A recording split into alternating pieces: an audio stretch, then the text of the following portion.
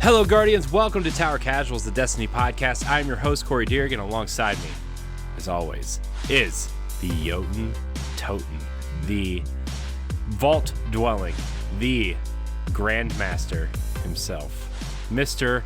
Josh Finney. I love your names. I'm going to miss hearing my name next week. I know. I'm going to have to get those fill-ins like Nerd Generalist and Colonel Panic. Yeah, I will be on vacation next week, everybody. I'm so jealous. At this time, approximately, when you are listening to this next week, I will probably I'll be building my lightsaber and shoving my face with Earl of Sandwich. That's on Saturday. When this goes live, when next week's episode goes live on Friday morning, I will likely be having breakfast at the Polynesian at Disney World. At Ohana? No, at Kona's, because I'm getting Tonga toast. Tonga toast.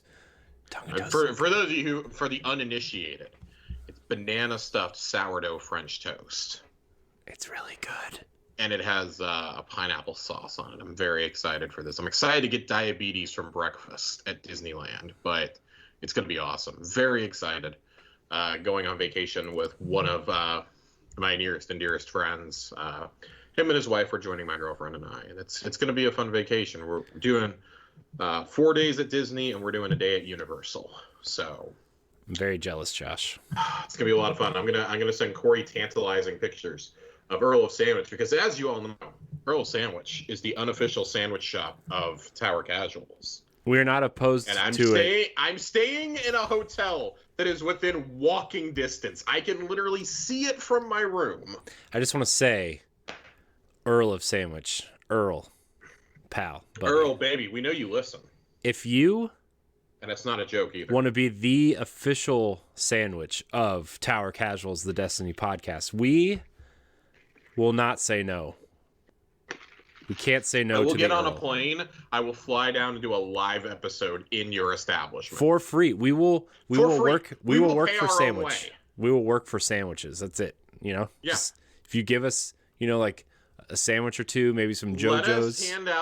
Let us hand out stickers that say Zavala's Sandwich Casuals on them. Yes, and I will bring you guys shirts so you can just wear them.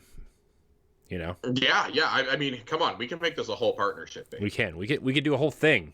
But no, really, we are really excited to go. It's been a long time. For those of you who don't know, my girlfriend is a nurse.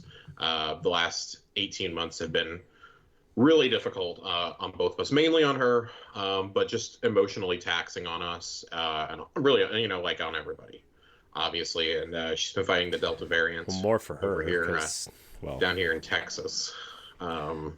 Texas is We're going special. From Texas to Florida, so I don't know if that's any better, but it can't be worse though. At least you'll be in Disney.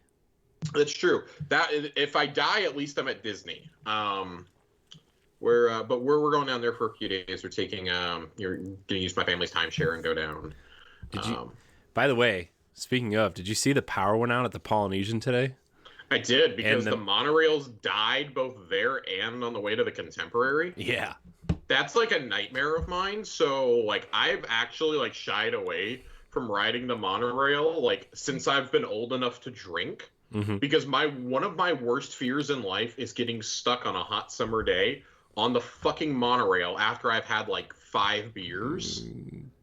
That's not an exaggeration. I literally drink my way around World Showcase. That's how I spent Easter 2017, was drunk as shit on the Epcot monorail. I just sat there for 45 minutes apparently, and the guy just kept asking, "You guys okay?" Because we were literally the only ones riding it. My girlfriend's like, "Yeah, he's just really drunk and literally can't walk to the bus right now." Yeah.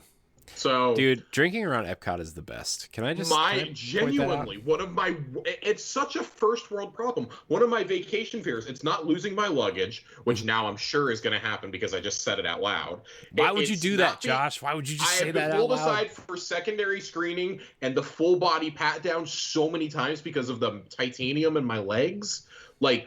I am mostly afraid. I'm not afraid of the plane crashing, nothing. I am afraid of getting stuck on the fucking monorail at Disney World, drunk, hot without air conditioning and not knowing what's going on.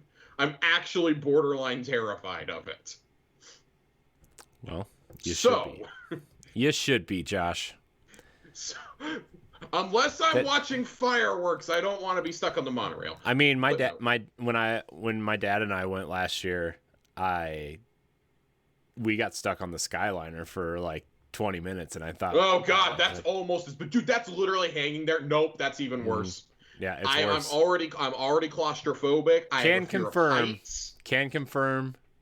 Worse. The whole box made of glass. When those things fucking sway, it's terrifying. Yeah. I rode them once, looked at Chelsea, and said, never, ever again am I riding one of these things. Mm-hmm. Like, I thought we were going to crash into another. I would just, no. It's not good for somebody with chronic anxiety to ride the Disney Skyliner. Dude, it was terrifying, let me tell you. I literally did not take my Xanax that morning because I was going to be drinking, and I was just like a jittery mess riding that thing. Yeah. So, no, never again. It was funny because my dad is like not really afraid of anything, and he was just laughing at me the whole time. He was literally sitting there laughing at me the whole time. It's literally the worst. But enough about my vacation plans. You will get a special segment when I come back, which, no, it will not be me talking about building my lightsaber. Why not? Wishing that there's a Destiny land at Disney World. It'll be me talking about playing Destiny on my iPhone with the Backbone controller while waiting in line for rides. I'm going to try it on 5G and I'm going to try it on park Wi-Fi. God, dude, that park Wi-Fi sucks, how bad though. The experience is. Dude, the park Wi-Fi is so bad, though. Dude, I'm gonna crash the fucking Wi-Fi because I'm gonna sit there trying to do strikes and play. This is not a joke. No meme. Trials of Osiris comes back next weekend while I'm out of town. I'm playing Trials of Osiris over hotel Wi-Fi on my phone. Man, so that's gonna be an experience. I apologize in advance to anybody who matches up with me. I'm very sorry. Oh yeah, because Trials has matchmaking now. I'm very sorry. I don't know if you are, though. Terrible experience for all of us. That's the thing. I don't know if you are sorry. I think you're just laughing inside. Listen, deeply. I'm doing it for science. Okay. We don't have. There's nothing in the TWAB this week. Let's just cut to the chase. There's literally nothing in there. Yeah. Pull it up. Are you kidding? Dr. Lupo played Deep Stone Crypt with. That's what I was gonna bring up. That video's fucking cool. Okay. If you want to see Dr. Lupo do the Deep Stone Crypt raid with a live orchestra backing him, go watch that video. It's actually really dope. I just muted it whenever Dr. Lupo talked, but it was really cool. Like, no disrespect, we like you, Dr. Lupo. I just, I don't like to hear people talking during the spacewalk. Deep Stone Lullaby is a sacred tune to the Destiny community. Can I tell you that my son, the Deep Stone Lullaby, puts him to sleep? Oh God! God bless that child. But what we may lack in a TWAB this week, Corey, we have some news bits from around the horn.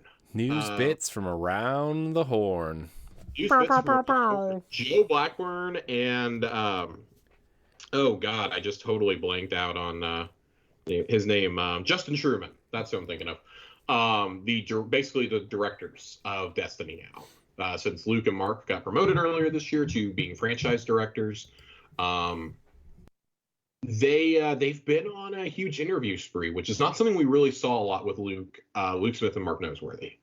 But Justin and Joe have been out doing a lot of interviews, and they've let out some interesting nuggets that we didn't really get in the reveal, and it's because I don't think they made sense in the context of the reveal.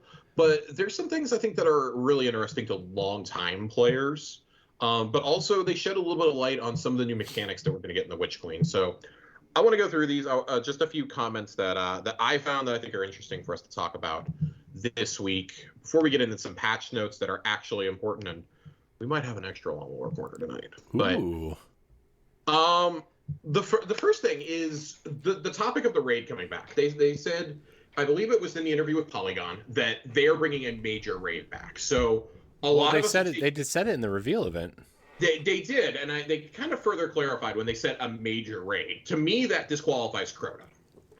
Yeah, because Crota is basically a glorified dungeon. It's not Crota, and Man, It's as much not as Wrath of the Machine. It's fucking King's Fall. as much as I liked Wrath of the Machine, that's not a major raid. That was a hold. It felt like a holdover. No offense to the team. I would like Wrath in the game simply because that is the one raid in the entire franchise I've never actually cleared. I've gotten all the way to where Axis had like a pube of health left. And then the name of my clan's namesake was born. My girlfriend shanked the final orb that needed to hit Axis straight into a bottomless pit, and we wiped because he was enraged. Wrath of the Machine is a good raid. I enjoyed Wrath that of raid. Wrath of the Machine is good. I'm not gonna say great. I think it's good. I mean, it's a good like short like, hey, you guys want to raid? We only have this amount of time. Let's go. Let's just do Wrath. It's short. Yeah, I think it was good. I like the Siege Machine in particular. And I think like if you did the Outbreak quest in Destiny 1, that probably adds to your enjoyment of it. Yeah. For me, like it was so far into the game. I mean, this is literally the week before Destiny 2 came out that I was like, nope, I don't care anymore. I mean, there's no point at that point. One day. I still may go back to Destiny 1 one of these days to finish it. Well, if you do, you know who to call. If I do, yeah, I'm going to call the Ghostbusters, baby. Oh. There's no trace rifles. I don't know what I'm going to do. But it's got to be King's Fall. Like, there's no other option to me. It's got to be King's Fall. Nope, Leviathan. It's coming back. Dude, if it's a Destiny 2 raid, I'm going to be sorely disappointed. Because knowing my luck, it'll be like Crown of Sorrow. And so I'm like, I'll be like, oh, great, a raid I'm never going to touch again. Awesome. Fantastic. Yeah, it's gotta be King's Fall though, right? With the whole theming around the Hive and Savathun and their connection with Oryx, like it. Right, like if you want to keep that storyline going for the year, like I know they said they're like, oh, we're gonna try and tie reprise content in. They clearly only did that with Omnigul, and then they were like, fuck it after that. Which I mean, good because I don't know how you rationalize Sepix Prime coming back for like a 5th time. He's as bad as Taniks. I did see somebody joke that we're going to load into the Witch Queen raid and Taniks is going to be a resurrected guardian. Yeah. He's going to have a hive ghost. Yeah, I saw that. I was rather annoyed seeing that because I was like, no, stop. They're going to hear you. You're giving them ideas. Taniks is just the meme now. He's the meme Dude, now. It's so bad. Listen, when we eventually get Guardian apartments, I'm going to my little igloo on Europa. I'm stealing Taniks's head and I'm taking it back to put above my bed. I'm sorry, that head belongs to me. Elsie did nothing to help us in that raid. That thing belongs to me. It's true. She did not. I'm gonna put it right next to my Eyes of Tomorrow with the Splicer ornament that I have not bought yet. But I bring up King's Fall coming back because there was another little nugget in that Polygon interview, and that was talking about the raid armor glows that we had from the Age of Triumph at the end of Destiny 1. Everyone remembers, or Age of Heroes, whatever it was called, at the very end of D1. Everyone recalls those raid ornaments, even though most of us were done raiding by that point. And if you've never looked at these, I encourage you to go look at them. We thought for sure, we'll get that Vogue armor in Vault, at least in Master. Yeah, like if you completed the hard mode one, you would get. Yeah, I'm not gonna lie. If this was in hard mode and like just say like your first completion of it or your first completion of each encounter gives you an armor ornament, and like you just get the ornaments. It's not actually armor. Yeah. I think we'd all be really happy, and it would have given us all a chance to go or a reason to run Master Vogue. The one time lost weapon a week thing isn't doing it for me. Not when I already don't use most of the weapons from Vogue. Right. Like Fatebringer. I think Fatebringer is like the main one that people are using, right? Yeah, I mean, I use Vision a lot. I don't use Vision, but I also have a really like awesome roll on it. So. I mean, I do. I have other scouts that I like better personally. Yeah. But I mean, if you've never looked at these ornaments, I encourage you to go look at them because it's funny. You look at them and you're like, oh, the Vault ones look so cool. King's Fall looks awesome. Arguably the best set of armor they've done in either game, excluding the upcoming Thorn armor. Arguably the best set of armor Bungie's ever created. I think that the Crota set is really cool too. It's a little too green. You look like the fucking Green Giant or Shrek or something. And then you look at the Wrath of the Machine armor, and it looks like something out of Super Hot. It's so bad. Like, you can't make this up. You cannot make up how bad this looks. But I think that what they specifically said in that interview, I want to make sure I got my wording correctly here. Glowy raid armor and souped up versions of raid weapons could potentially return, but they haven't decided yet. I think after the reception to Master Vault, you have to at least be seriously considering maybe not these specific armors, because I'm one of those, like, I don't want to earn the exact same stuff I had in Destiny 1. I've gotten some of the same armor now. Specifically, my Dead Orbit cloak is very similar to what I had in the first game. My Opulent Stalker cloak from, from Season of Opulence. That's very similar to the Unbelievably Old cloak from Destiny 1. It's basically the exact same design, just with a different pattern on the back. But I had that because I had my little radio on it. I had the Dead Orbit version of that, which is my exotic cloak. I think when we talk about bringing things back from Destiny 1, we have to be really careful what we bring back. Like, bringing Gallarhorn in for the anniversary event, great idea. Great idea. We, Corey and I have talked about it a lot, like, oh, would Gallarhorn ever come back? And, like, ideas for it. I think that's awesome. You're going to get it in a dungeon from Azure. And the dungeon is in the loot cave. Like, that's really, really cool. Like, I'm excited for that. I'm excited for things like King's Fall to come back, because I think about the great times I had running that. I think about some of the weapons in there. I think about Touch of Malice in particular. And, like, just how many doors this opens. It opens the door for that. It opens the door for the 3 original exotic swords. Boltcaster, Dark Drinker, and a Raise Lighter. You think of those ones, but then you're like, well, that also opens the door. It's a spiraling effect, right? That opens the door for us to bring back Crota down the line as a dungeon. That opens the idea for us to bring back Moon and Dreadnought strikes and bring those into D2. And then we start thinking about, well, we heard about how much work it is just to bring over our Crucible map. Like, I can't imagine what a strike or a patrol zone must be like. There's so much to consider with that. And I think when we bring D1 content over, like, I think bringing activities over is cool, and bringing back a handful of the weapons. Like, Vault did it well. Vault did not bring every weapon back. Vault left 3 weapons behind. It left the armor behind. I think it was good how they did it. Master Mode needed something more, and it still needs something more, I argue. Because there's really not a huge reason to go run it. Unless you really want the time lost versions of these weapons, or you're going for the seal, there's not a huge reason to go run Master. That's why I haven't bothered to do Master Vault yet, personally. And we know that they're going to add a Master Mode to every future raid and dungeon from here on out. I genuinely wonder if there's going to be one for the 30th anniversary. I would imagine there will be. But I don't want to see, like, every random... Like, we've had so many legendaries. We kind of addressed this last week, and in both of our shows last week, about how there's been a lot of Nightfall weapons that we've had brought back, and they're weapons that we love. Like, this season, we have the Comedian Shotgun back, for example. And that's really cool. Like, I have good memories with that. I don't know if I really want it back, though. Like, we've had so many legendary weapons in the last year be brought back specifically as Nightfall rewards, that I just don't know if I want anymore. Like, I like Destiny 2 so much because I feel like we've evolved so far beyond what the weapons were in Destiny 1 now. Like, I still have rose-colored glasses. There's not a day that goes by that I don't long for my old LDS or my 1,000-yard stare. Like, I'm thrilled 1,000-yard stare is coming back, but I don't think we need every random legendary ever made put into this game, regardless if it was top tier or not. Like, AS Luna was one of the top hand cannons ever in D1, probably will still be one of the best in Destiny 2. But when it comes to the armor, like, unless you're going to bring over these specific armor ornaments, like, I'd rather see something new. I want to see something on this level, but brand new if you bring a raid back. Yeah. And I hate when people go around, like, when Vault was coming out, they're like, this is the bare minimum we should expect. Like, no, it fucking isn't. They're going to give you a Vex set. Like, this would be cool for Master, like, just to keep like, kind of loop back to it.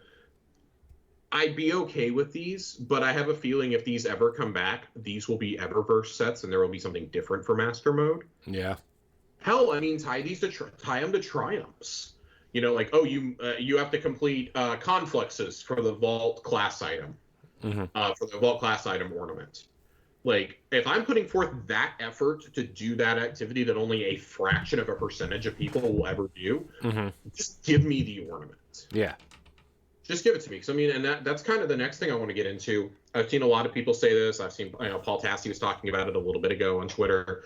It's the transmog cap needs to go. Yeah. I was fine with it last season because it was still something else to do. Like, I was passively earning the currency, but it was maddening that I could only pick up one at a time. I'm already done with my 10 transmog bounties for the entire season right now. Because I've done like 5 of them just in raids and dungeons since the beginning of the season. I've done 2 in Crucible, I've done 2 in Strikes, and I think I did 1 in Gambit. Like, I'm done. I'm done with mine. I may not be done. I think I have the final one in my inventory right now, and I need like 3 more Crucible matches to finish it. Yeah. And I'm done. I'm done until they reset the counter in, probably December? Probably, yeah. They're probably not going to do it until the 30th anniversary update. That's ridiculous. In a season that's this long, like, I'm glad that you are expanding it to 20 for this season. If you're going to have a cap, make it a bigger number, like 20 or 25 a season. Yeah. I don't think we've talked about this so many times. The whole point is to push you to purchase those tokens, right? Yeah. This just feels like such a blatant grab to get people who are impatient, and I'll tell you, it's fucking working because I'm thinking about it. Because it's just maddening. Like there's still like I was like this when they first announced Transmog was coming, and I was like, well, how many times are you really going to need more than like 10 tokens in a season? And then I look at all the raid armor sets that I have. Like, I want to flex those. I want to show those off. If there's like really dope armor, like the Thorn armor, which I'm pretty sure is not going to drop as ornaments, I want to be able to transmog that right away. 5. I need 5 tokens for every class right away. Yeah. Right away, I need to do it. So I'm going to do all my ones this season because I've got such a long season now. Yeah. Like, there's no reason. You can only hold 15 at a time for each class also, which is maddening. Yeah. Joe and I actually found that out the other day. He had 15 of them, and he tried to turn in Synthweave, and it wouldn't let him. I just don't understand, I guess. In a season where I feel like they're getting so much right off the bat. Right. It's maddening to see things like this, the cap to the seasonal currency, to the parallax. It caps out at 1,500. Most upgrades at the compass thing cost anywhere from 450 to 700. Wow. The tier 3 Umbral Ingrams cost 600. Wow. Like, I like that we get it dropping from every activity. I get about 200 a match now after buying the first upgrade for how much you get from bosses. Like, I get 200 per Nightfall.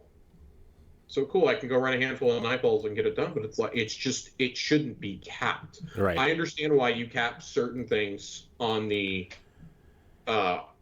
compass in terms of story progression and things like that. Cool. I get that. I get locking the story out week to week. What I don't understand is why not open up? Why not open up the upgrades on the compass, right? Like, at least it's not as maddening as the servitor was. You only got that currency if you did overrides and expunges. It got to the point where I wasn't sure I was going to finish the title last season as easy as it was, because I didn't think I had it in me to farm that much Fractaline. It was a lot. It was a lot. And it wasn't like the hammer charges for the hammer approving where you could get those anywhere. Right.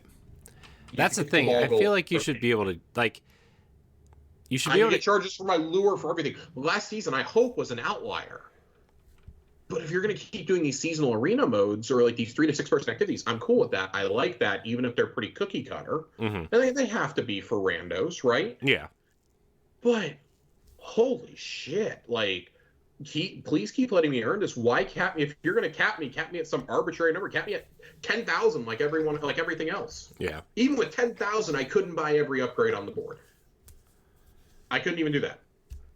And now you've also gone and patched an exploit that was in the game where if you do a tier 3 decode on a weapon, you will get double perks in both columns 3 and 4 instead of just in the last column. Yeah, I saw that today. And that got fixed. That got fixed yesterday in a server-side fix. They didn't have to deploy a hotfix for that. that was just deployed server side. Oh, we didn't mean to let you do that. Motherfuckers, this is exactly what you did with Menagerie, except Menagerie you let run rampant for like 5 or 6 weeks, and that's why everybody thinks it's the greatest activity in the history of Destiny. Menagerie's... No. Menagerie is the most overrated thing in this game. I'm not going to lie. I don't want to say it sucked, but it was like... It didn't suck. No, it absolutely didn't suck. But when we say, oh my God, Menagerie was so good, Menagerie was fine when you were getting 4 or 5 items per run. You ran out of the room, reset your lure, you got back. You could do that 4 or 5 times on console before the end. PC, you could do it like 6 or 7. Like, that is awesome. That was cool because that's how it felt the loot should be. It was exactly as bad as Battlegrounds. It was, you did it for 20 minutes for one piece of gear ultimately. Right. It was cool that you could pick your gear and you could like try and navigate what masterwork you were going to get and things like that. But at the end of the day, it was still like, I don't think it was nearly as rewarding in loot like as you can get now in some of these activities. No.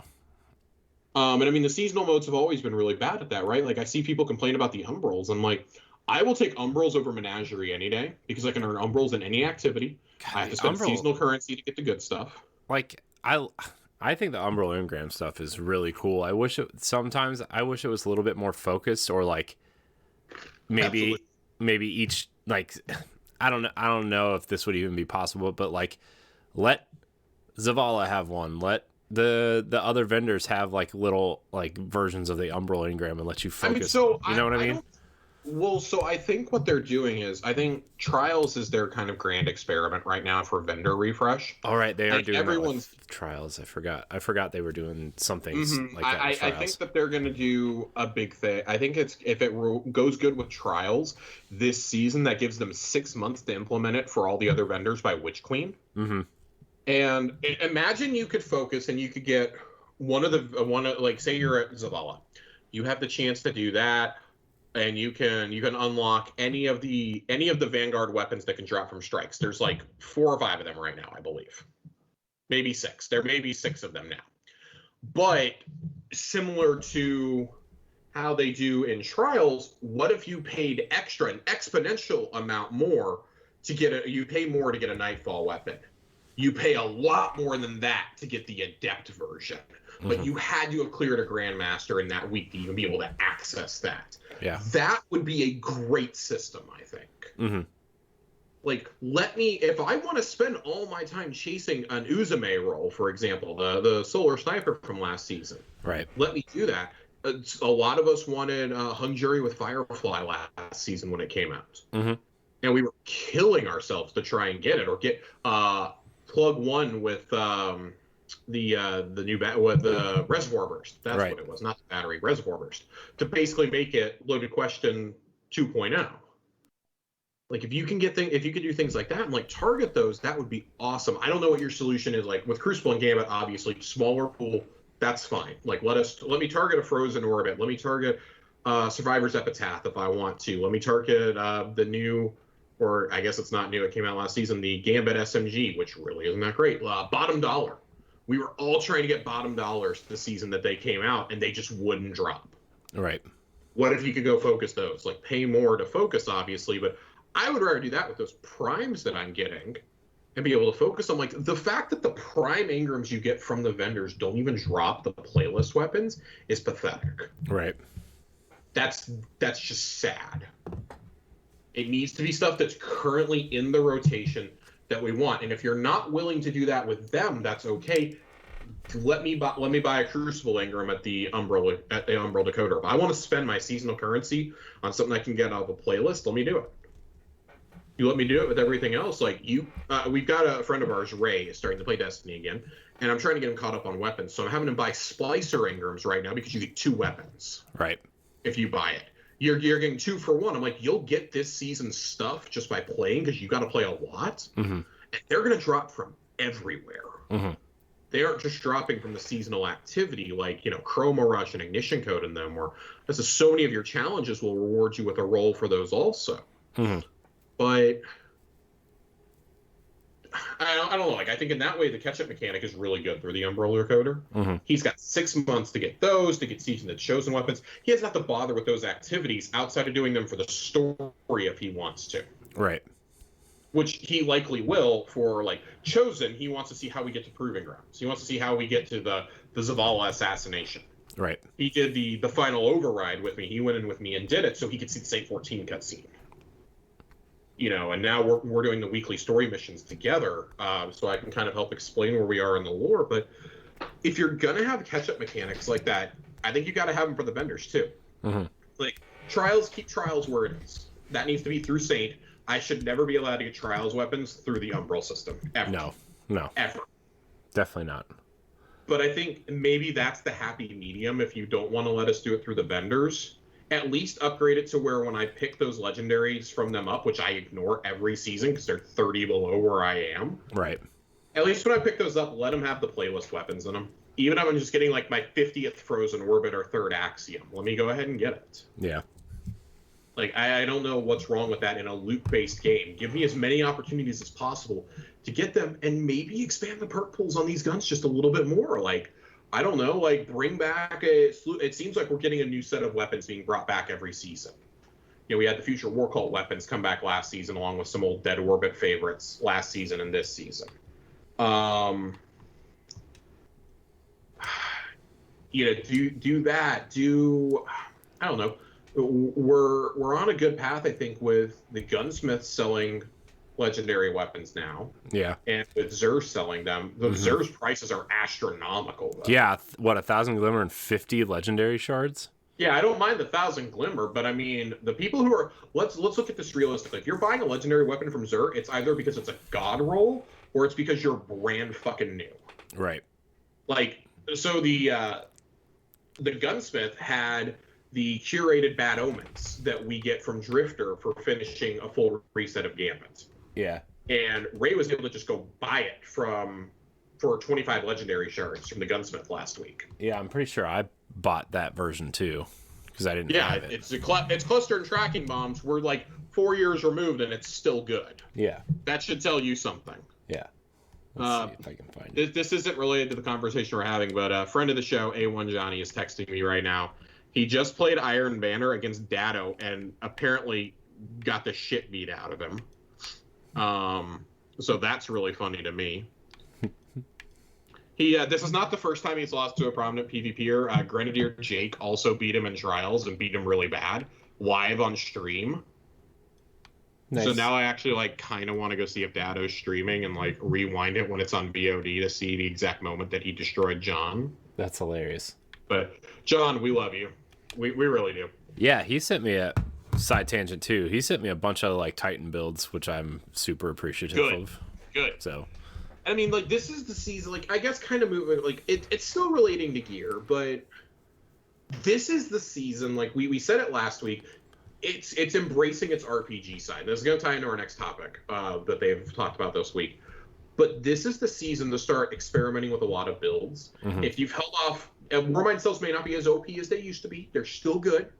If you want to play with those, play with those. This is a great time to build a Charge with Light or Elemental Well build. Mm-hmm. Elemental Wells have literally never been better than they are right now. Maybe we can all make sense of what the fucking Elemental Well is. Mm-hmm. But I think, those are there. There's obviously, there's stasis armor dropping down. There's special mods that only work on stasis armor. I'm finally using those 100 enhancement prisms that I have saved up from Master Nightfalls last season. I'm finally going to use those. Yeah, I wish that I still had my 10 golf balls that got deleted, but, I can use some of those Ascendant shards. I didn't grab any of mine from the past last year. Got the ones coming up this year.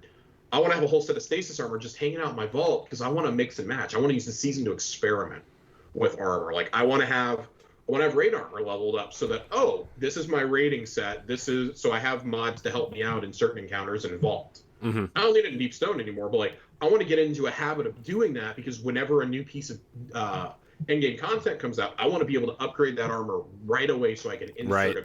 That's about where I'm at. I'm gonna I'm trying to grind out and build not specific builds because I don't know how they're going to change next season, but just basic general, I need you in this activity build. Can you perform this task for me? Like a super bubble titan, or he sent me some some God, the solar titan builds for ad clear and just other things, and it's like it's really been cool to experiment with. This is like you're gonna bankrupt yourself if you're trying to do a whole set, like have multiple sets hanging out in your vault. And take it from somebody who's done this, you're never gonna remember to pull all that out. Yeah.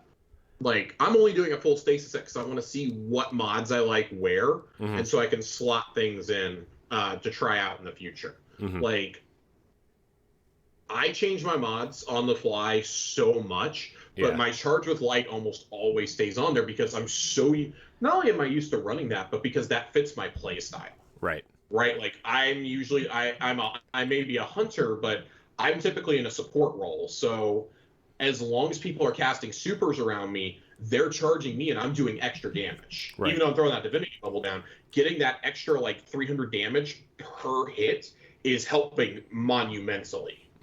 It lets me cast my super without, and because the boss hasn't died, I don't lose my stacks. I'm doing extra damage, and like that's what we want to be doing, right? Like if you're in a support role, like you want to be able to do that. Like I'm playing with the artifact mods this season. I think they're all awesome. Like a lot of the ones in the last two columns, really cool. Like they're really encouraging stasis and solar. And for a hunter, it's like thank God. Like I don't feel as bad about having to run Celestial Nighthawk or having to run my stasis super now because I instantly get my melee back if I stun a champion. Right. My throwing stars stun an unstoppable champion now.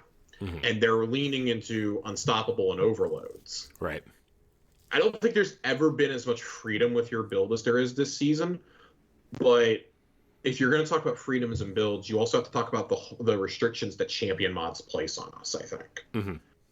Because this season, it's unstoppable sidearm, unstoppable fusion / linear fusion, overload bow, overload sword, anti-barrier auto rifle, and there's one more that I'm forgetting. Unstoppable pulse. Unstoppable pulse, anti-barrier auto rifle, unstoppable fusion, fine. Overload sword that's going to get a little dicey. Unless you're using a caster. If you're using something like Solar Scar, I think that's okay. Because you're shooting solar damage out. You can stun from a distance. Black Talon may be useful in that regard.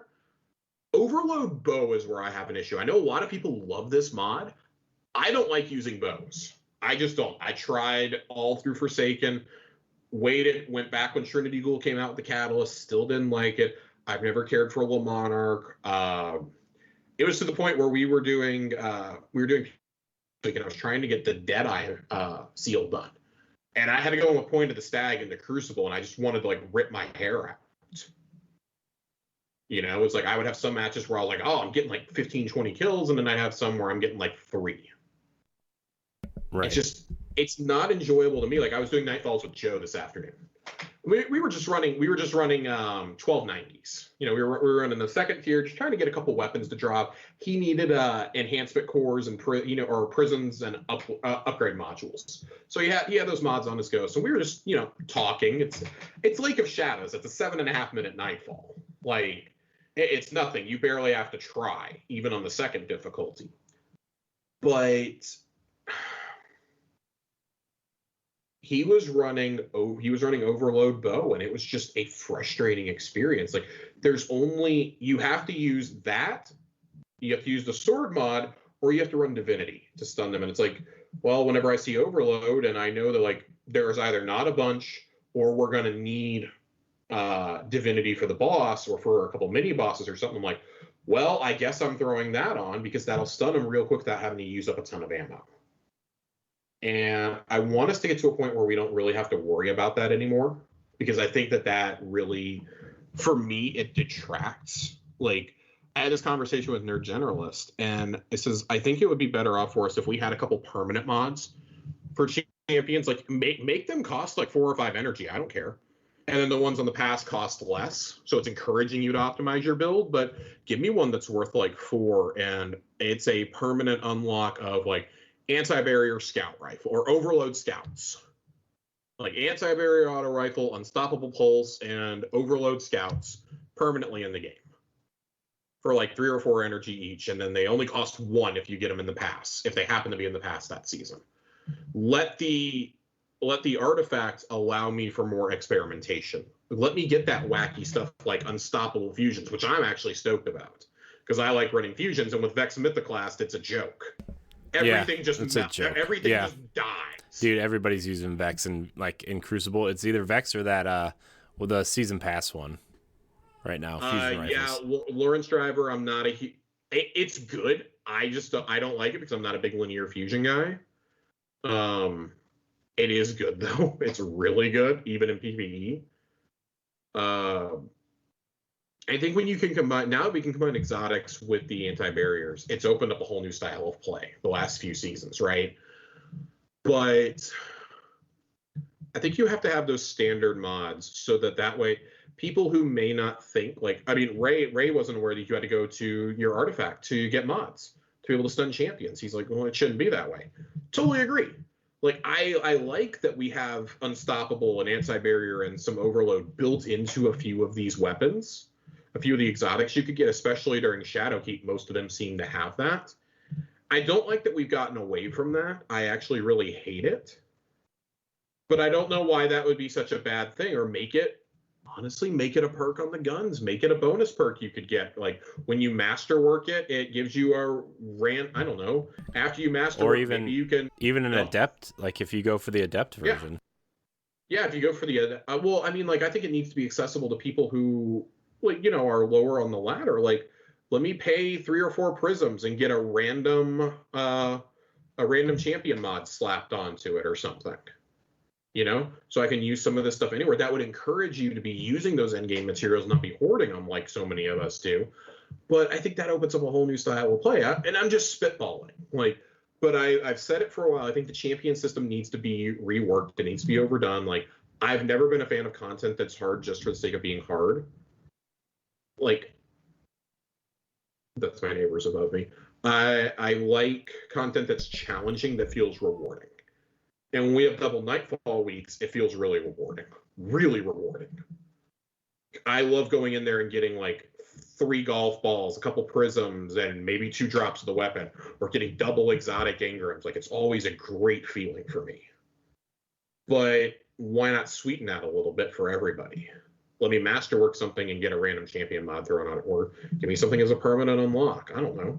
I think it would, because the conversation we were having is we don't really want to play the endgame content. We don't want to play Master and Grandmasters this season because we don't want to be forced to run a bow. Something we already don't like in the hardest content, some of the hardest PvE content in the game. That's just not fun for anybody when you have to run stuff you're not good with because of necessity. I'm not rushing a champion with calling guillotine in a Grandmaster. I'll tell you that right now. Why not? So I'm going to pretend you didn't just say that. I don't want to get curb stomped by Randall the Vandal or Shrek the Ogre. I want to curb stomp them. It's not supposed to be the other way around. But I don't know. I'm starting to go off on a tangent, but we have some of the best customization we've ever had with builds. Let me enhance that just a little bit more when it comes to champions, because I know champions. I personally know a few people who have been really put off by wanting to try harder content because they're we already have to deal with match game and with some of these armor modifiers, and then we still have to use stuff we don't like on the champions. And I think so many of us got spoiled last season with the breach-loaded grenade launcher mods. I think we got spoiled with that, not just breach and clear, but we had, I believe, unstoppable grenade launchers also, if I remember correctly. You had, anti-barrier auto or pulls, overload scouts. It was a great selection of mods. It was a great time to go run that content. I mean, even the season before, we had anti-barrier sniper back in Chosen. I can't tell you how awesome that felt with Izanagi's Burden. It was great. That's the kind of stuff I want to see when we talk about wacky mods. I don't want to open it up and then in the first column I see my options for overloads this season are a sword or a bow. Give me one of those and one normal one, please. Like, I get what they're going for because, bows have unlimited ammo now, but just Jesus Christ, y'all. The other thing I would say in terms of builds is there was a comment they made about the weapon crafting that's coming up. And I want to find exactly what they said. I got to scroll down. I want to see exactly what they said. Fuck, now I can't find it. There we go. And this was with the game host. By the time you're able to make the exact god roll you want, you will have the ability to make all versions of that gun that you want. That's awesome. They're giving us the customization we're asking for because they did confirm raid and dungeon weapons will be able to be built through weapon crafting. That's cool. It's probably not going to be cheap, but they have said like all of the materials we will use for weapon crafting, we will earn in the Witch Queen. Nothing that we have now will give you an advantage. New players and veterans will start on the same page, which is what you have to be able to do with something like this. I think that's pretty ballsy to introduce that this far into Destiny and then say everybody's got to start from square one. But I do think that gives a lot of the veterans who always want to chase that perfect role, this gives us the way to do it, right? Yeah. Yeah, and I like how like they say everything's going to be earned in the Witch Queen. I know like maybe you don't want to start from square one if you've been playing for so long, but also I think it's kind of like a nice reset to even learn all the new things they're adding anyway, right? And I mean, and that's what an annual release should be. It should be a reset in a way. It should introduce a new concept. Like if, for example, with Forsaken, we got not Armor 2, we got Weapons 2.0 in Forsaken. With Shadowkeep, we got Armor 2.0, and we got the Lectern. We got the first instance of being able to really, truly customize your loot. We'd gotten it with the Chalice, but we really got it there for the first time. Yeah. With Beyond Light, you had and you also had in Forsaken, you had Subclasses 2.0. Don't forget, we had 9 new supers introduced with that expansion. Yeah, I forgot about that. And then Beyond Light, you had Stasis, which shook up the entire game. And now we have Stasis Legendaries and Stasis Armor being introduced instead of just a couple of exotics. Right. We're getting an exotic trace rifle. I got the Stasis shotgun the other day. I love that thing. Yeah, I do too. I wish I had a better roll on it, but I like it. Honestly, that and the Iron Banner sidearm, honestly, are pretty early contenders for the best legendaries of the season. I really like the sidearm from Iron Banner. My roll sucks really bad, but I would really like. I need it with Headstone is what I need. Yeah. I like it though. I really do like it. The pulse rifle. I know we just kind of went off on a tangent, but the pulse rifle. You're fine. We're talking about weapons in general, right? Yeah, I mean, like the pulse rifle from Iron Banner is okay, but the sidearm is like if you guys want to grind that out this weekend, you should do so because it's cool. I like the pulse. It's a 390, so it's like bygones. I was going to talk about Iron Banner weapons in a minute, but we can definitely talk about them now. Like Iron Banner is the other vendor we talked about that really needs a refresh, and we know that's coming down the line. Mm-hmm. This week for me accentuated that more than anything. Like I read Paul Tassi said he turned in 800 tokens and got 2 sidearms out of that. Yeah. And that blows my mind. I mean, there is a good enough pool of weapons in Iron Banner that I want to be able to customize my loot now. Like, let me spend. I have 4,000 Iron Banner tokens. 4,000. Let me spend them on some of the shaders I've missed over the years. Let me spend them on those sweet ornaments from Curse of Osiris and Warmind that, like, I have the Warmind set, but I still wish they would I still wish they would give you, like, let you buy ornaments that you missed in the past. Like, I still wish that was a thing. I know we talked about that beforehand, but, like, God.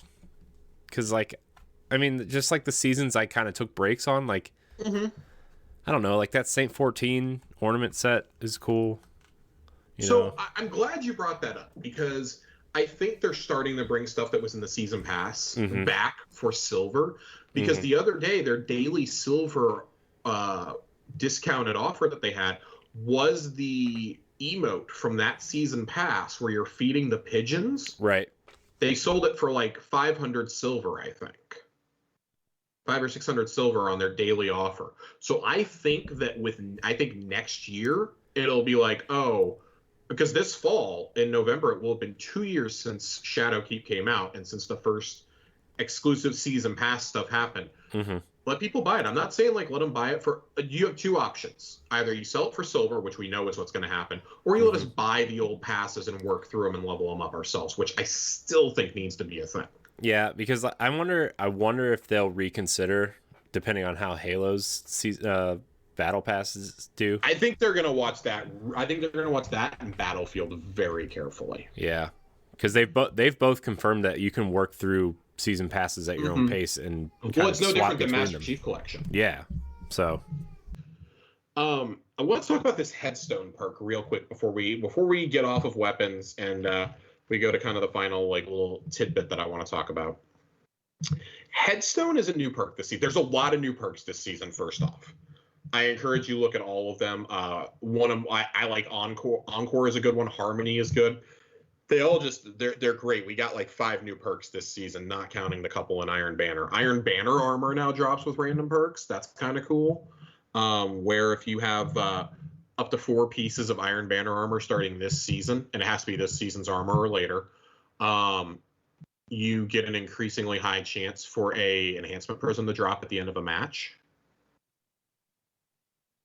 And you can have up to 4 pieces. Like, I think that's really cool. It's another way to get those endgame materials going, which if you're going to promote Iron Banner as like a pinnacle PvP activity, so much so that you're going to cancel trials on those weekends, I think it's important to put your best foot forward and give people that stuff they're craving. But the new perk, Headstone, I want to read it. So Headstone spawns a stasis crystal on precision kills. A crystal that can be shattered and then interacts with all your other stasis aspects and fragments if you're running the subclass. You don't need it, but it synergizes directly with the subclass builds. And I want to read directly from Paul Tassi, because I think he had a really good write-up on this 2 days ago on the 31st. We're recording this on the 2nd. He said this on Tuesday the 31st. I believe Bungie is about to fundamentally alter the way elemental damage works on weapons and directly integrate the elemental type of a weapon with the upcoming revamp of light subclasses, something we're now seeing with stasis. Previously, elemental damage type on weapons has done almost nothing. You use it to match shields, you can use it for certain burns, but other than that, there is no difference between arc, solar, and void. We started to see additional moves towards weapon type mattering with some reworks that require you to use weapons that match your subclass type for additional effects. The entire Elemental Well mod system is based around that and continues to expand. But I believe we're going to start seeing elemental-specific perks that interact with the verbs of the subclasses. So for Stasis, we have Headstone, which allows you to freeze nearby enemies with the crystal and kill others with the Shatter.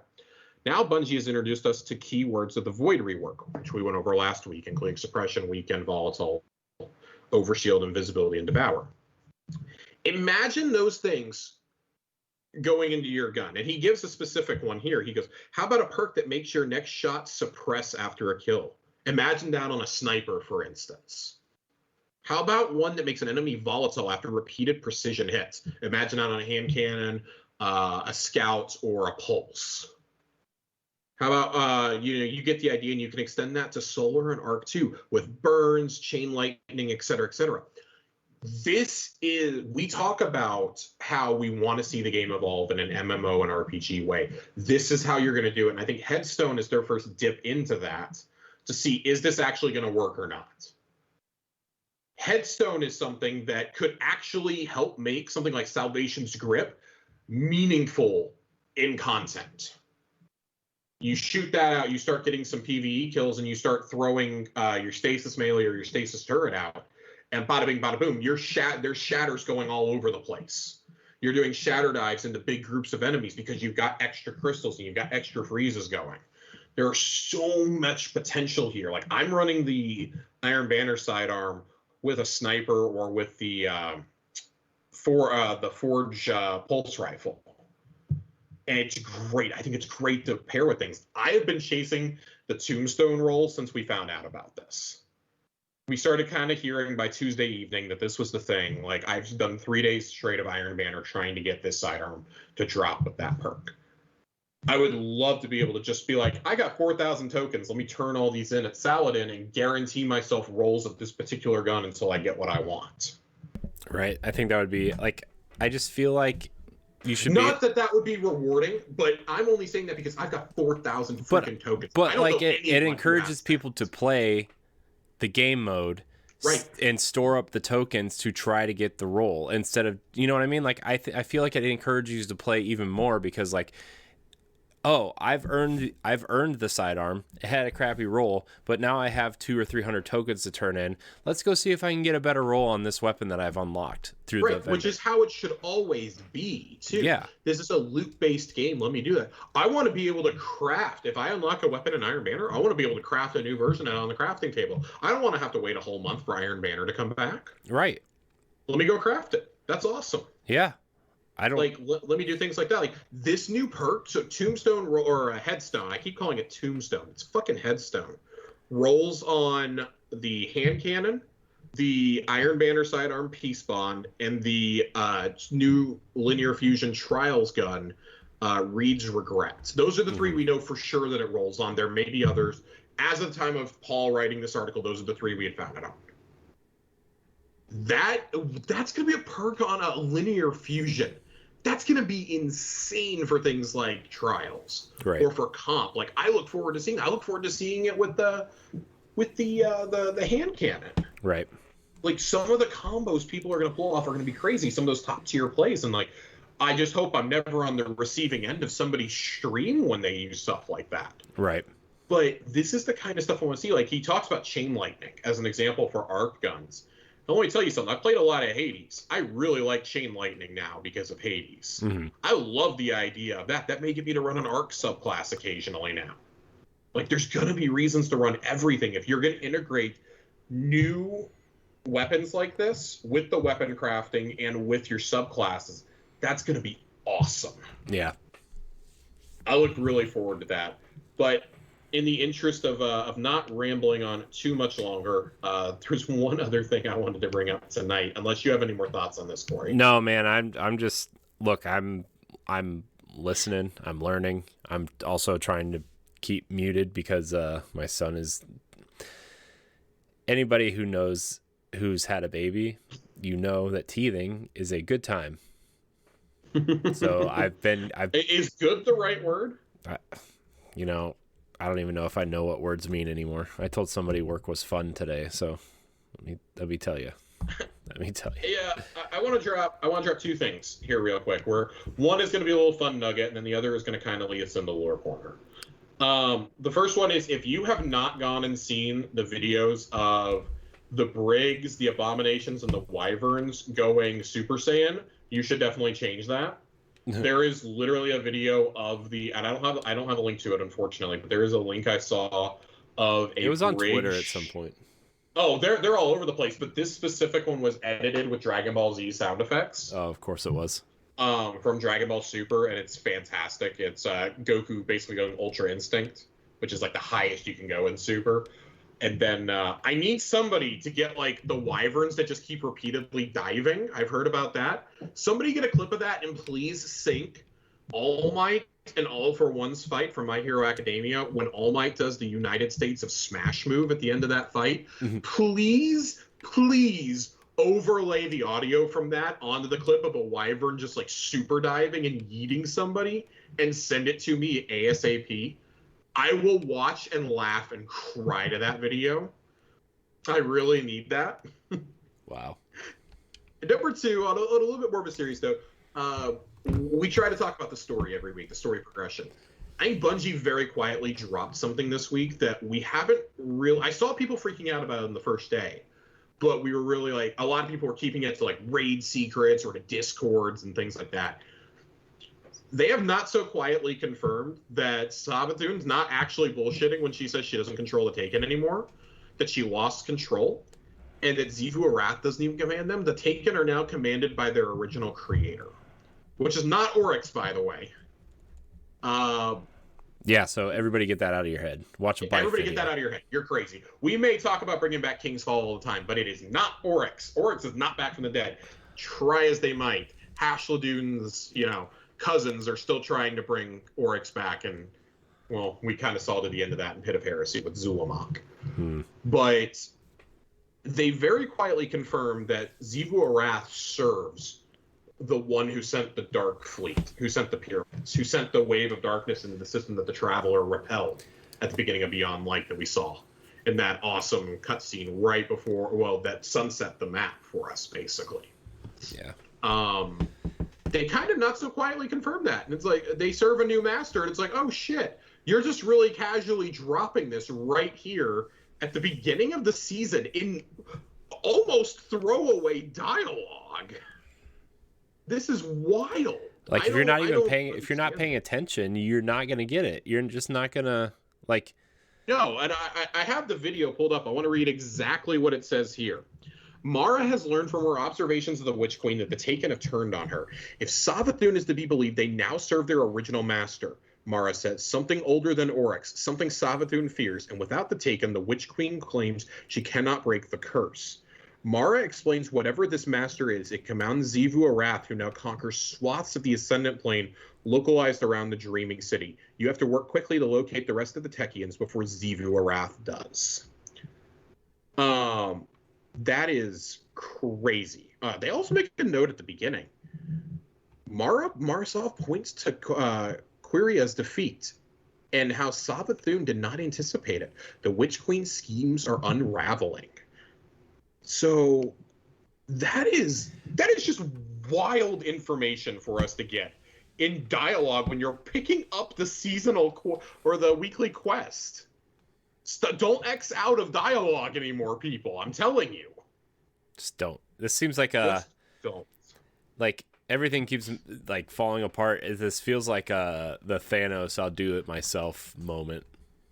It really does. And, I like that you say that because Joe Blackburn had a comment this week where he says to be able to build up to our own thing like uniting against Thanos is an awesome feeling. And he was talking specifically about the end of Light and Dark. Yeah. And that sounds really cool because we've said for a while we feel like we're building those allies, like those reluctant alliances for that. And we'll go into these lore books. We're going to go into the seasonal lore once I get back, because we'll be 3 or 4 deep by that point. We'll be about halfway through the seasonal story, it seems. Yeah. But I want to wait until we have enough of them. But like Saint and Mithrax are going to have some time together. We're going to spend some time with Keitel.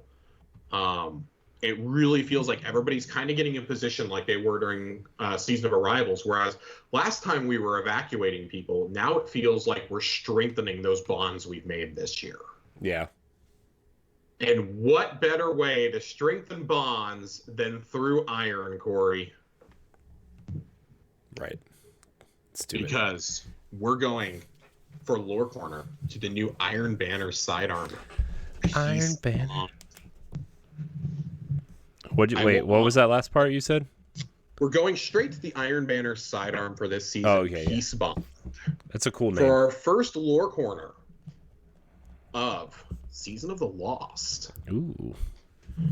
Peace Bond. I did not plan on reading this one today. I actually read this afternoon by accident, and I'm glad I did because I think it's a timely one for this week with the return of Iron Banner.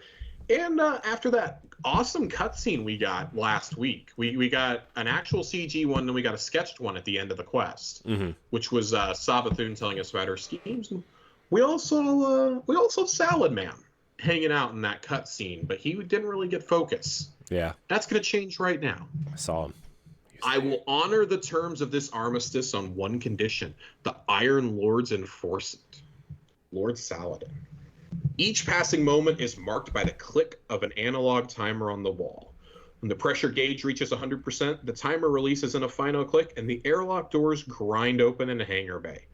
Lord Saladin tucks his helmet under his arm and marches inside. He is met by banners of blue and white ringing the walls, each bearing the crest of the Keitel Empire, the Cabal Ascendancy. A pair of blue-armored phalanxes greet Saladin at the entrance with raised rifles, but the Iron Lord strides past without a glance. The phalanxes slowly lower their rifles and turn toward a heavily armored Valis approaching from the other side of the hangar.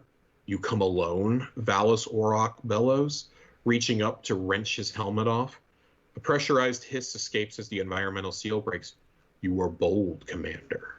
"Lord," Saladin corrects as he closes the distance between them. "My title is Iron Lord." Valis Orok comes to a stop, looking down at Saladin with narrowed eyes. Iron Lord Saladin. He tests the unfamiliar words with gnashing teeth. You are bold. I'm not here for your flattery or for your formal processions, Saladin rebukes, now within arm's reach to Valis. Saladin looks up at him, unafraid, undeterred. How do you want to do this? The Valis locks eyes with Saladin, then snorts loudly and rumbles with appreciative laughter. I have a war room, he says in a more conversational tone. No more boasts, no more chest beating. We are tracking the movements of Hive ships in the vicinity of the Mars anomaly. There have been developments in the Dreaming City regarding Xivu Arath you should be aware of, Saladin replies. Lead the way. Man, there is some other Saladin lore, and I kind of want to spread it out this season. It seems like we're going to get a lot of behind-the-scenes stuff with Saladin, and I think he may have a bigger role to play than we realize right now.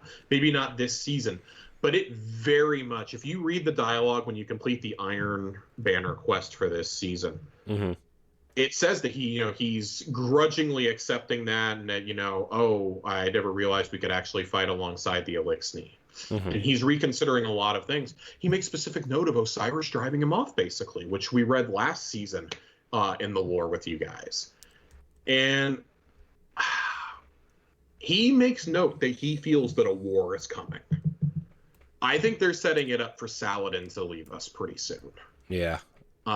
It really feels like, everything we've gotten for him since Season of Arrivals has been really, even before Season of Arrivals, has been really somber. And I think what's really going to send him over the edge is when he finds out that Fellwinter is back. Yeah. When he finds out that Rasputin survived and was actually Fellwinter the whole time. Yeah. I feel like that's going to send him over the edge. But for right now, he's hanging out with Keitel. He is Zavala's ambassador, which kind of a bold move, I think. Yeah. I like it, but I think it still speaks to Zavala's character more than anything, that he trusts him to do that after he so rigorously objected to this. He wanted to kill them in a bloodbath, and now he's being sent as humanity's emissary. I think that says a lot. Yeah. That says a lot of what Zavala thinks of the man. These two do not like each other. Don't forget, Zavala, Shax, and Saladin do not like each other. The three of them do not talk. Yeah. This is massive for Zavala to trust Saladin, because that means at some point they had to actually have a conversation face to face, likely after fake Osiris left. And it's almost like you can respect someone without liking them, right? I mean, like I feel like this shows just the enormous amount of respect they have for one another, even though they don't like each other or agree with each other a lot of the time. Right. But speaking of Osiris, this next one we have, I think, is actually probably the most somber lore that I've read so far from this season. It was one that Johnny recommended that I read, and I kind of put it off for a few days. Finally got to it this morning while I was waiting at a doctor's appointment, and it's for the new bow. It's for Wolftone Draw. Keep the string a little loose. It's supposed to sound like that. Petrovenge. The slithering dark is cold against my face. I cannot speak, cannot breathe.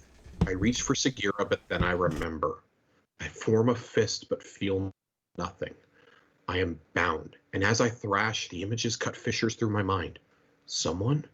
The awoken prince?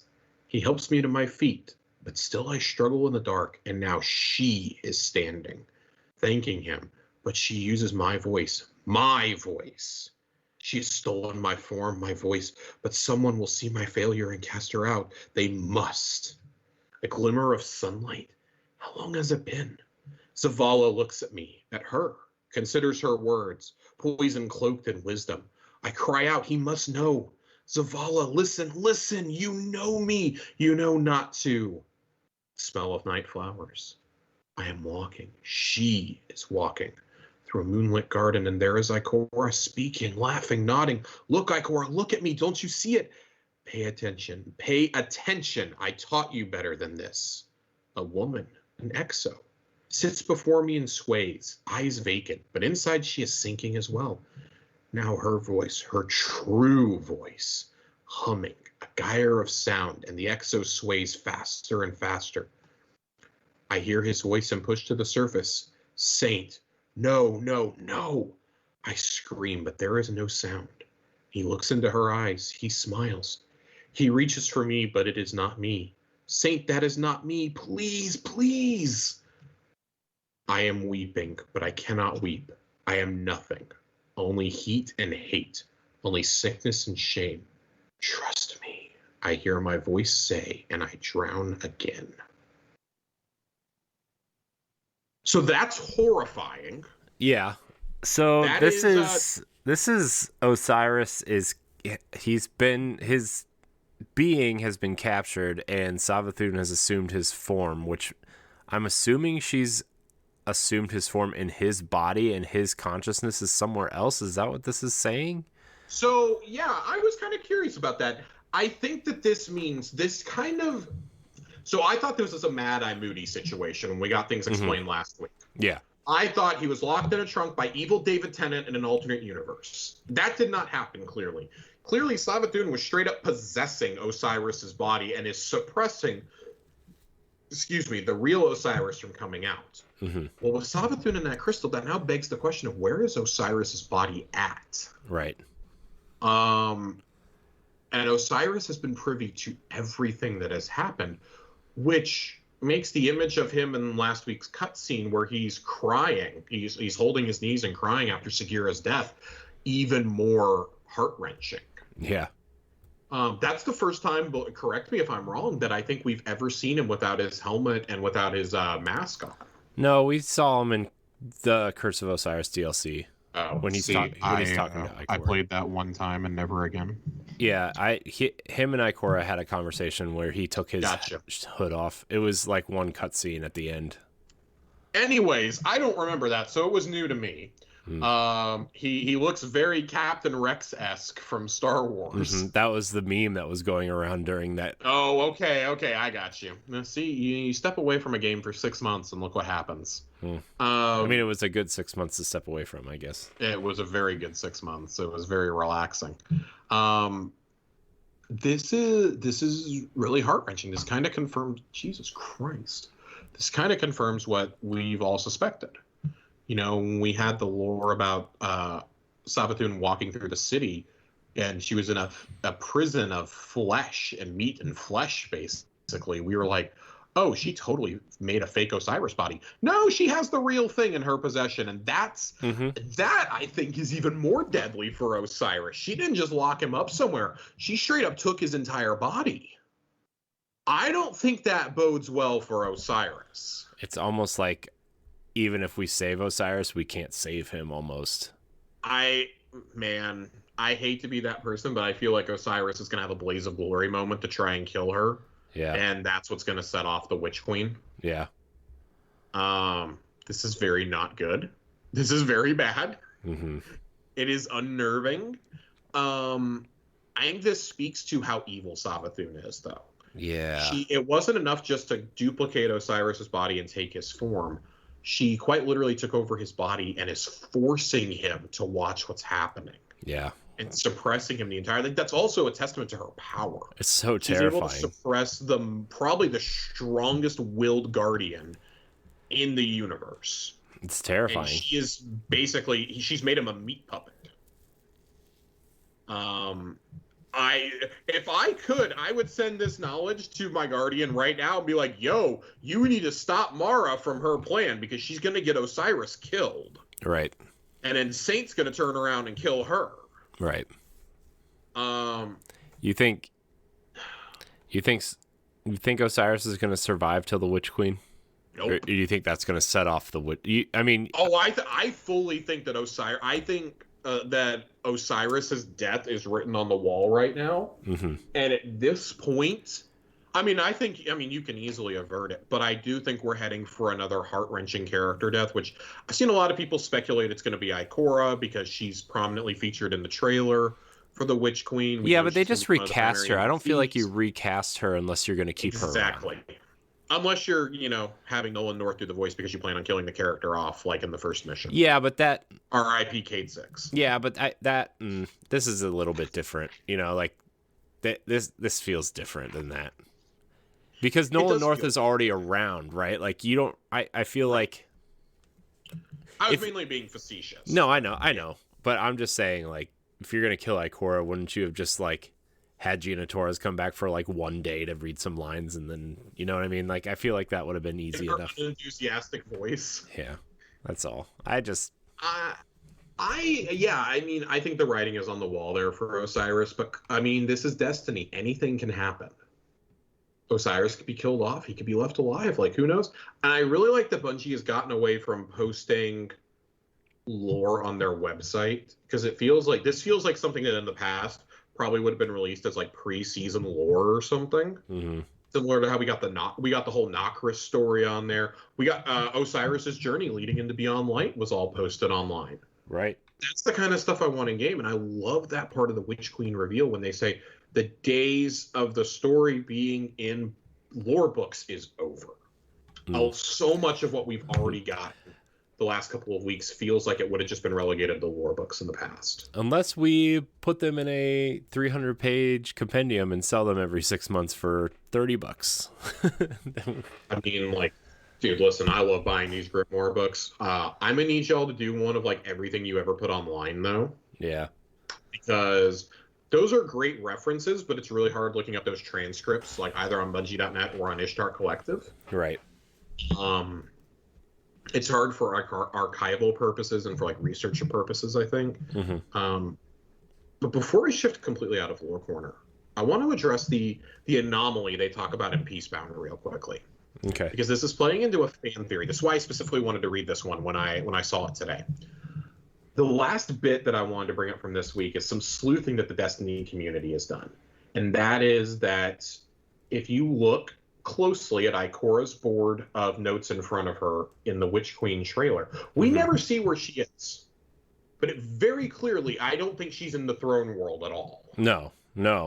There is an image, if you zoom in, that is the exact map of Destiny 1's Mars, of the exclusion zone. What if we bring back Destiny 1 Mars? What if Ikora figures out a way to break the anomaly open, and we get that, and we finally figure out what happened to Callus in the Witch Queen? What if that's the seasonal arc? Yeah, when Witch Queen launched this, we launch an investigation into what happened to Callus. Or like if that's like, I don't know, the second season of the expansion or whatever. Like maybe not. Right. You know. Well, like we've tied together so many, like all 4 seasons have tied together now. Mm-hmm. The storyline from Arrivals straight through has literally told the same. Yeah, it's connected. Yeah. Well, Arrivals led straight into Beyond Light, and then Season of the Hunt started a storyline. It's really Crow's story in a lot of ways. Yeah, Crow and it's Crow and Savathun.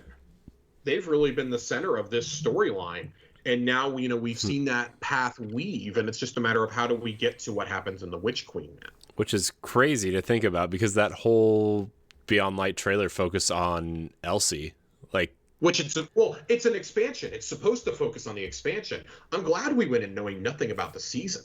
Yeah. That's been such a treat that they've been doing since Arrivals. They don't tell us what's happening in the season until like the week of or the day of. Mm-hmm. I love it. It gives me, like, it lets me, because when we got the Endless Night last season, we were all shocked. Yeah. We were like, what the hell is happening here? Oh, Mithrax is here. Like, oh my God. Like, when we talk about, we just did the road. This whole year's been the road to Witch Queen from Hunt onwards, right? Yeah. We started dealing with Ziva, Wrathback, and Hunt in an underwhelming season, but great for lore, and then 3 stellar seasons. Mm-hmm. So that story end in the Witch Queen. That makes it logical. The season we get with Witch Queen is going to start the road to Lightfall. Right. And ultimately the final shape. Mm-hmm. I think they're going to be laying seeds for the final shape in the Witch Queen base expansion. Yeah. But if we're going to proceed to Lightfall, the clash of light and dark finally, you have to have Callus there. He is the only one who's truly glimpsed the darkness and lived to tell the tale. Mm-hmm. Or so he claims. Mm-hmm. So if he's really encountered whoever's behind the pyramids, I mean, maybe Callus comes back and we have to bring him out of the dark. We have to bring him back to kind of like the neutral side. We're very clearly in the middle. And Savathun makes note of that this week in this week's quest dialogue. She says, there is a line. The line between light and dark is so very thin. Mm-hmm. She said, we've heard that before, right? Mm-hmm. Yeah. And she says it to us again. And Mm-hmm. she says, if you want to know where you stand in this fight, simply stand on the line and look up. Yeah. I feel like Elsie said that at the beginning of Beyond Light. Elsie says that, and I believe Aramis says it as well. Yeah. Yeah, Aramis definitely said it too. Yeah. It's great. I think that this is... Gosh, there's so much that happened this whole year, and it's so easy to forget how much has just happened. And now, back and we have to reread everything that Osiris said to us this year because we have to read it as Savathun now. Yeah. And that makes it even worse. Yeah. Like, oh God, like we're gonna have to catch y'all up. We're just her marionettes. We really are. Like, she is a master puppeteer. Like, Savathun has been built to for years now. Like, we had her first mention in the Books of Sorrow, but even from base Destiny 2, they started hinting at Savathun. We had Savathun's song. We had the strike with the Shrieker. Mm-hmm. And then in Forsaken, obviously, Oryx was the one who took Riven initially, but then Savathun comes in and Riven grants the last wish to Savathun. Mm-hmm. She starts the murder battery, and she's been interfering ever since then. Mm-hmm. She stirred up the conflict on the moon to draw our attention away. Mm-hmm. She tried to interfere with the Dark Fleet. She mentions that. She mm-hmm. took Osiris's form. She led Crow to us. She, helped stop she helped stop the Endless Night. She didn't expect us to survive that.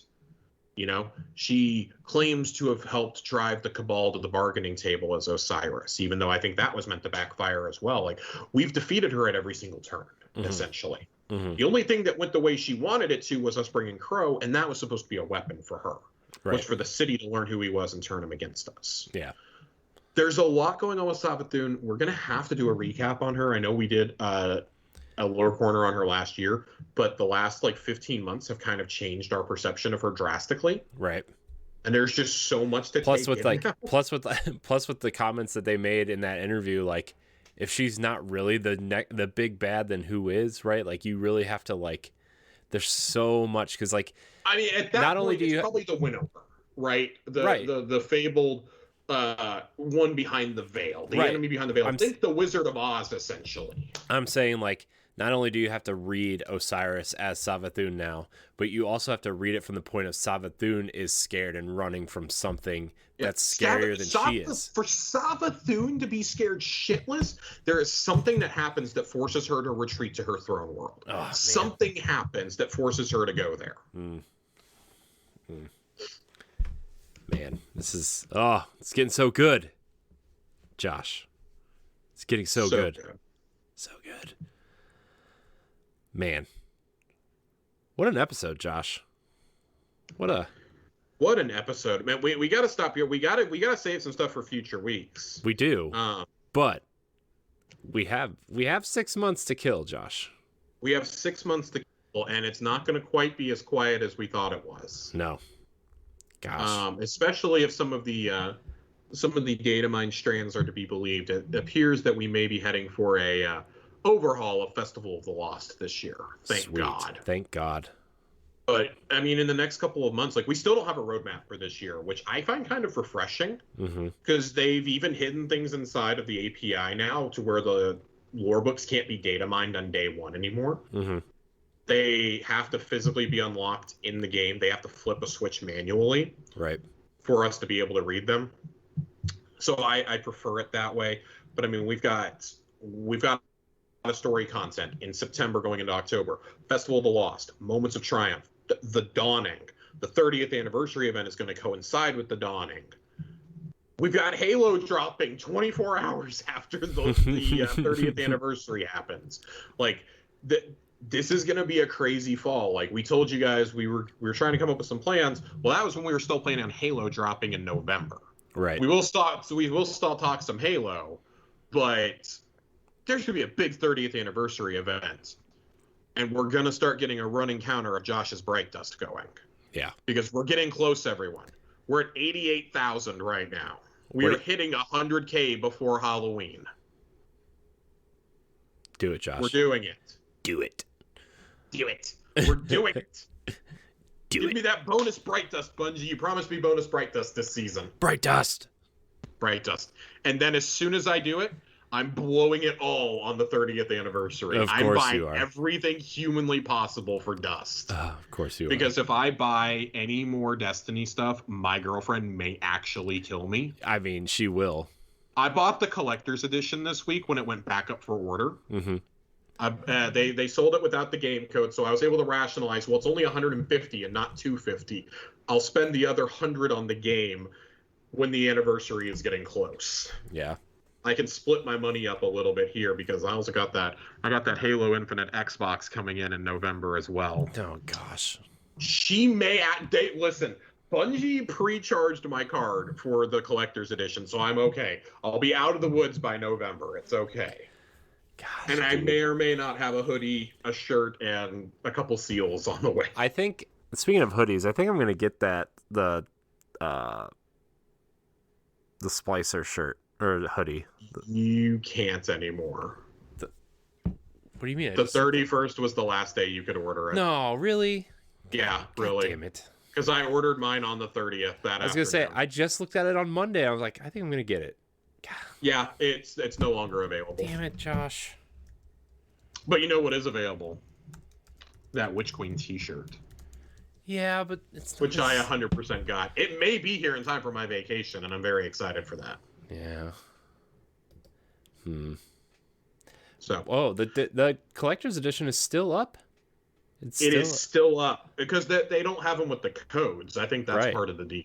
Oh man, I was very happy. Joe messaged me as soon as they went back up. He's like, "Get it," because I was bemoaning the fact I didn't do it. Friend of the show, Ray, was telling me, "Don't worry about it. I ordered one. If need be, you can have mine." Joe wanted to trade me his for my Halo Xbox. Mm-hmm. And I was like, "No, I really want my girlfriend really wants the Halo Xbox. Like, I want it, but she really wants it." Mm-hmm.